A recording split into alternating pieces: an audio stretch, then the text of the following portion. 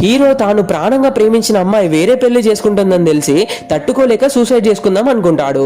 సరిగ్గా అదే టైంలో ఫేస్బుక్ లో దయచేసి చనిపోవద్దు అని ఒక మెసేజ్ వస్తుంది. ఆ మెసేజ్ పంపిన ప్రొఫైల్ పేరు ఆనంది.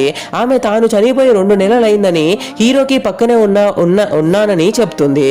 హీరో కంగారు పడి పోలీస్ ఫ్రెండ్ సాయంతో ఆరా తీస్తే నిజంగానే ఆ పేరున్న అమ్మాయి 2 నెలల క్రితం చనిపోయిందని తెలుస్తుంది. పోలీసులు ఆమె ఇంటికి వెళ్లి వాళ్ళ నాన్నని అడిగితే తన కూతురికి ఫోన్ అంటే పిచ్చి అని, అందుకే ఆమెతో పాటే ఫోన్ ని కూడా పూడ్చిపెట్టానని మొదట చెప్తాడు. కానీ తర్వాత నిజం ఒప్పుకొని ఆ ఫోన్ ని తన కూతురి ఫ్రెండ్ కాయల్ దగ్గర ఉందని చెప్తాడు. పోలీసులు కాయల్ ని వెతుక్కుంటూ వెళ్తే ఆమె హీరో పేరును కరెక్ట్ గా చెప్తుంది. అసలు కథ అంతా ఏంటంటే ఆనంది బతుకున్నప్పుడు ఫేస్బుక్ లో హీరో ఫోటోలు చూసి అతన్ని ఇష్టపడింది. హీరో పెట్టే ప్రతి పోస్ట్ కి లైక్ కొడుతూ ఉండేది. కానీ ఒకరోజు హీరో తన గర్ల్ ఫ్రెండ్ తో ఉన్న ఫోటో అప్లోడ్ చేయడం చూసి ఆనంది చాలా బాధపడుతుంది. ఆ తర్వాత ఏం జరిగిందే సస్పెన్స్. పార్ట్ 2 కావాలంటే సబ్స్క్రైబ్ చేయండి.